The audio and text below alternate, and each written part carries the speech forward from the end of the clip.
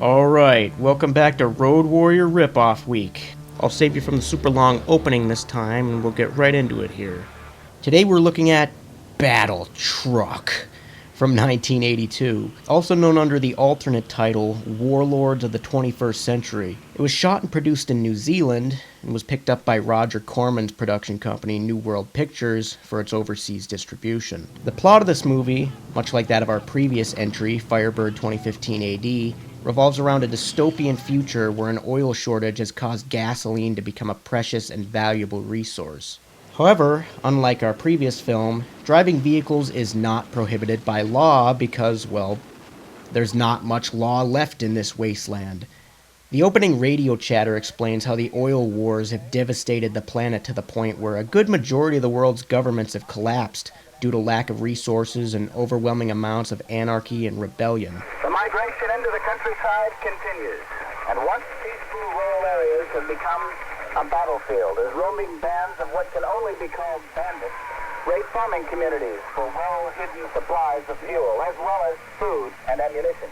Bandits rule over the countryside, and what's left of the law enforcement agencies rules strictly over the more populated cities, leaving the inhabitants of the more desolate areas to fend for themselves. But enough talk. We want to get to the truck itself, right? So the villain of this movie is a renegade army colonel named Jacob Stryker, a malicious psychopath hell-bent on rounding up what oil is left to fuel his massive, armored, weaponized semi-truck.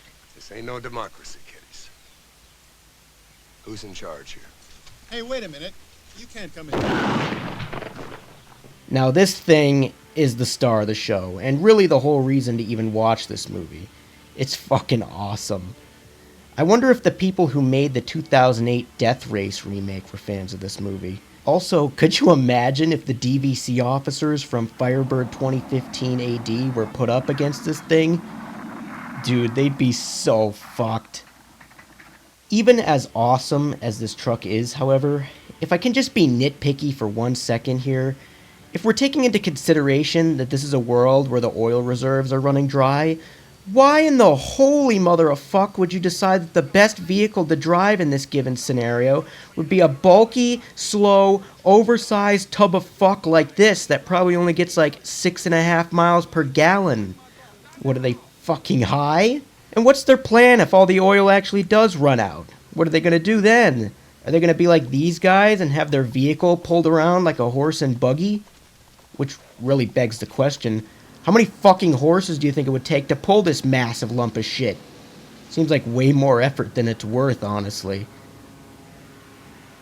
So the movie begins with the Battletruck pulling these two guys over to salvage their goods, only to realize that they're in possession of some oil drums filled with fuel. Hey boss, I got diesel! Stryker straight up asks the guy where they got it, and the dumbass makes up some bullshit story about how they found him lying on the side of the road, like Stryker's gonna fucking believe him. I don't think it's a good idea to lie to this guy, as it's made pretty clear he'll just kill you. Rightfully so, he slits the guy's throat. Damn. Between this and the attempted rape scenes in the last film, PG-rated movies sure could get away with a lot more back in the day.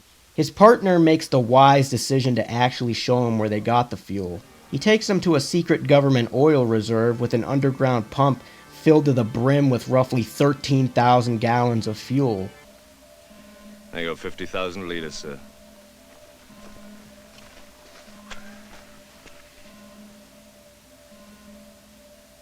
I like this place. Hey, he might be able to travel a few hundred miles with that. Even though this guy was fairly reasonable compared to his buddy earlier, Stryker decides the best course of action here is no witnesses. But he decides to let his middle-aged daughter here have a crack at it. She's not at all supportive of her father. Oh, really? What a shocker. So, as if it's not obvious, she tries to turn the gun on him. Good thing for Stryker he didn't actually load the thing. I guess if you want things done right, you gotta do it yourself. I actually want to touch briefly on Stryker's daughter here. You see, the first time I watched this movie, I don't think I even knew she was supposed to be his daughter. I assumed she was just some girl he was holding hostage. I guess because in the concept of father-daughter scenarios, she doesn't really look all that much younger than him. She's maybe in her early 30s, while He appears to be in his late 40s or early 50s. Then again, as a 26-year-old man myself, I sometimes forget that I could be a father at my age. In fact, many people seem to become parents in their mid-20s actually, and that just makes me feel old. And you know what? I don't want to talk about my failed adulting anymore, so back to the movie. So his daughter, who he is keeping hostage by the way, ends up escaping and is rescued by a mysterious man on a motorcycle who goes by the name Hunter. I don't know if that's his real name or if he's just such a badass macho motherfucker that he chose that pseudonym for himself. Hunter, ooh. Bro thinks he's like the Predator or some shit. He lives a secluded life in the mountains, but decides he can't take care of her on his own. So he takes her to live at a nearby peaceful compound where the villagers welcome her with open arms. One of them, you might notice, is played by John Ratzenberger, who you may remember from the show Cheers, as well as his many voice roles, including a good majority of Pixar's filmography. I'll personally always remember him as the silly repairman from House 2, The Second Story. But the rest of the house is fine. Yeah, I wouldn't worry about that, Jess. Didn't look too valuable. You just gotta teach him who's boss. You know, sort of give him a spanking. Must be foreign made. He's definitely fun to watch here, even though he doesn't have a ton to do. Eventually, Straker and his Battletruck discover the settlement, and they break in to raid and loot the place. I'm pretty sure their attack is unrelated, but soon he discovers his daughter has been there. She knew well enough to escape, however, before Straker arrived. She makes her way back to Hunter, where she informs him of the attack on the commune. He agrees to let her take shelter there for the night, where things start to get a little steamy. Ooh, hubba hubba. Later, Straker's goons locate Hunter's farmhouse and take it under siege, only before Hunter and Straker's daughter, whose name is Corley, by the way, escape on his chicken shit-powered motorcycle. Yes, that's an actual plot point they address earlier on. Give me that hose, will you? What is it? Methane. Make it out of chicken shit. You know, if they live in a world where oil is running out, the idea that this guy found an alternative fuel source could really be expanded upon. You know how fucking rich you'd be if you found a way to make motor vehicles run off waste? Just saying, you think they'd make a bigger deal out of this. They ultimately make their way back to the commune to help the villagers who have been taken hostage by Straker. Look at those binoculars.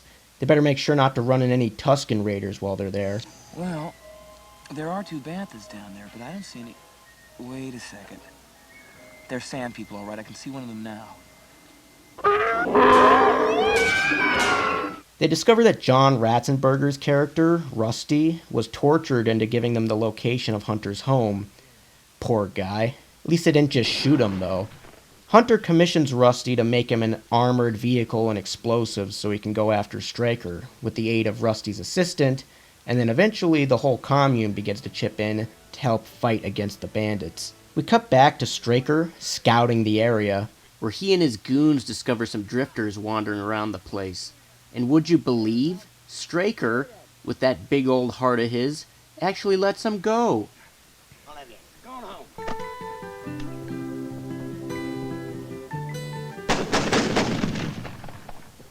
Meanwhile, looks like they fucked up Hunter's house pretty good. The reason they're back here, though, is to uncover Hunter's secret weapon, a rocket launcher he keeps buried in his backyard. Yeah, just make sure some crazy Indian guy doesn't get a hold of it. In other news, this one guy, Judd, goes to visit Corley in her trailer. He claims he just came in to check on her or some shit, but instead the asshole takes her hostage to take her back to Straker. Hunter goes to rescue her, but ends up getting shot at by the guy. Fucking camper. Although not a bad round, all things considered. I guess that's the last we'll see of him. He arrives at Straker's camp to offer him his little gift, although Straker doesn't seem all too impressed with his efforts. How dare you touch her? But still, I guess he's got nothing to lose by letting him join his little goon squad. You know, the goon squad, gooning it out for the Goonie Tunes, you know. Welcome to the club. Cut back to Hunter, who looks like he got fucked up pretty good. He makes his way back to the commune so he can recover from his injuries, still with an arrow in him. Damn. This guy's one tough motherfucker. Made more so by the fact that they cauterize his arrow wound with a hot poker and no anesthesia. Now, I'm no coward, but at this point, I think I would have just given up. I'm not gonna lie. In the meantime, Straker and his daughter have a heart-to-heart. Corley tells him that he doesn't own her and she can do what she wants with her life. But Straker ain't having that. He's all like, I brought you into this world, damn it, and I can just as easily take you out. As morning comes, Hunter, now rested and recharged, heads out armed in his little death buggy to rescue Corley and take down Straker once and for all. He destroys their camp, blows up the oil reserve, and oh yeah, might as well kill that guy that shot you and betrayed the commune while you're at it. Oh well, he was an asshole anyway. Straker ultimately escapes in his big rig, but is intercepted by Hunter on his motorcycle, who jumps into the back of his truck. Damn. Good thing he didn't miss that jump. Also, this guy, Bone is his name, Straker's driver, gets into a heated altercation with him regarding the ownership of the rig and tries to shoot him. Well, that wasn't a good idea. For either side, honestly, because who's gonna drive the truck now? Hunter makes his way into the truck's cabin to retrieve Corley, and also to smash Straker's fucking face in with a fire extinguisher. I think Straker might just be a little upset.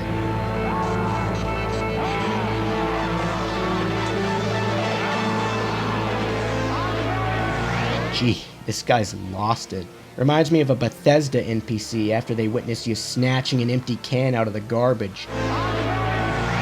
And of course, without a driver, the truck roars around the desert aimlessly before plunging off a conveniently placed cliff. But does it blow up?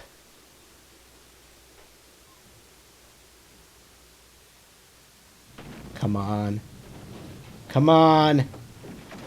Yeah, it blew up. Awesome. Hunter ends up taking Corley back to the commune to live out the rest of her years peacefully. She confesses her love for him and suggests that he stay too, but as they say, a hero's work is never done. He rides his horse off into the sunset to embark on another adventure, like maybe that of going home and masturbating on the toilet by himself. Go figure.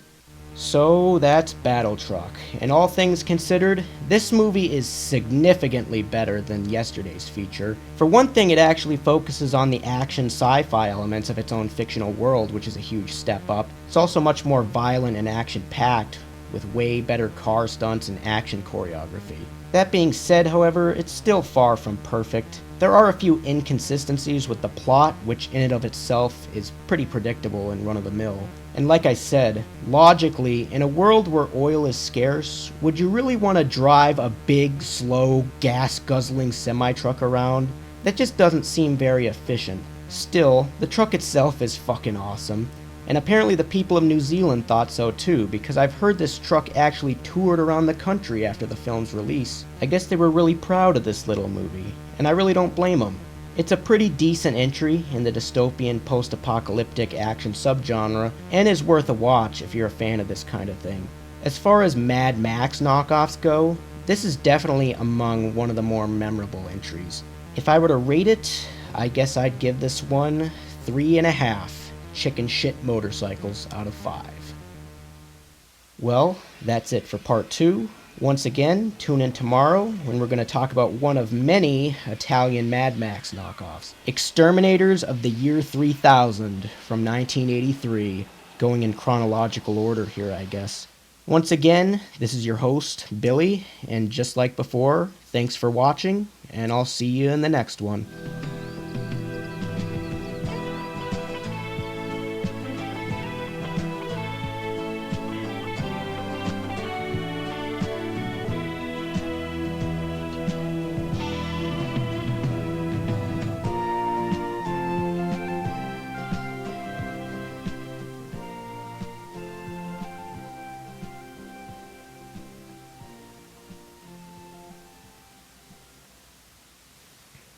Hunter's brought us some of our best people. He sure gets around a lot. Yeah, I wouldn't worry about that, Jess. Didn't look too valuable. Wait a minute here. They're just using the same actor over and over. What kind of a cut-rate production is this?